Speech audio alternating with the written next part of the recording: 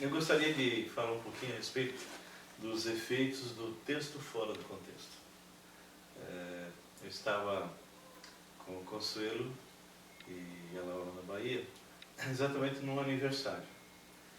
E nós resolvemos estudar uma passagem bem interessante, que muita gente usa de forma errada. E normalmente eles usam apenas um versículo. Em cima desse versículo, então, eles trabalham. E é muito importante nós entendermos que um texto fora do contexto me gerará N heresias, N interpretações absurdas. Né?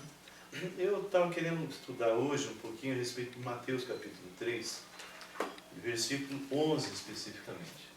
Esse é um versículo que esse pessoal usa em alguns grupos e gerou até uma ira. Nessa ocasião devia ter uns 10, 12 pastores e cada um trouxe pessoas para cantar, etc. E tal. E quando eu comecei a fazer essa exposição e depois expliquei no sentido correto, um deles ficou muito irado e disse que nunca mais ia aparecer naquela congregação, etc. Bom, qual é o versículo? Diz lá no versículo 11. Bom, vocês têm toda a liberdade para estar conversando a respeito também. Eu vos batizo com água para arrependimento, mas aquele que vem depois de mim é mais poderoso do que eu, cujas sandálias não sou digno de levar. Ele vos batizará com o Espírito Santo e com fogo. E, bom, vamos orar só para iniciarmos de uma forma que o Senhor possa abençoar esse estudo, né? Senhor Deus e Pai, nós colocamos agora esse tempo diante de Ti, que Tu possas estar nos dando sabedoria e que cada um de nós possamos aproveitar esse texto para compartilhar com os outros o verdadeiro significado. E eu te peço isso em nome de Jesus. Amém. É um texto que talvez vocês já estejam bem escaldados, mas vale a pena a gente colocar isso, mesmo porque nós estamos gravando e nós podemos multiplicar isso, não é? Mas normalmente quando as pessoas usam esse versículo isolado, o que você tem ouvido de interpretações? Charlene, batismo com o Espírito Santo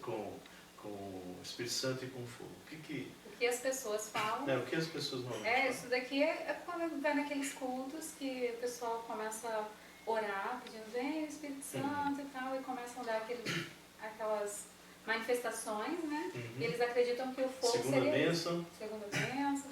Eles acreditam que seria isso. E o que mais você tem ouvido? Não, daqui surge até aquelas questões de que fulano foi batizado com o Espírito Santo. Se foi batizado com o Espírito Santo, é um tipo de manifestação muitas vezes baseada até nesse texto, né? Porque o Espírito Santo vem como fogo. E é claro, na Bíblia nós vamos encontrar algumas referências ao Espírito Santo e fogo. Sim. Mas não nesse texto. Não aqui, né? Então, eu tenho visto pessoas usando isso, porque na verdade o Senhor Jesus nos batiza com o Espírito Santo, mas o Espírito Santo não nos batiza com nada, né? Pelo contrário, quando o Espírito Santo está em nós somos santuários do Espírito Santo, então Ele nos dá dons, né? Mas por que de repente em alguns lugares os dons se afloram, etc. Aí é uma questão até de consagração, de realmente você crer realmente que você nasceu de novo, você é santuário do Espírito Santo, e Deus te deu pelo menos um dom. Pelo menos um dom.